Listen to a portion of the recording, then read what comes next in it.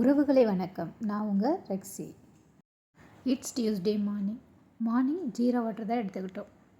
Morning ஆஃப்டர்நூனுக்கு cooking start பண்ணியாச்சு. மார்னிங்க்கு மாப்பிள்ளை சம்பா கஞ்சி தான் எடுத்துக்கிட்டோம். நான் இந்த கஞ்சி எப்படி செய்வேன்னா, குக்கரில் கொஞ்சோண்டு ஆயில் போட்டுட்டு மிளகு ஜீரகம் ரெண்டும் வெடிக்க விட்டுட்டு பூண்டு சின்ன வெங்காயம் தட்டி சேர்த்துருவேன்.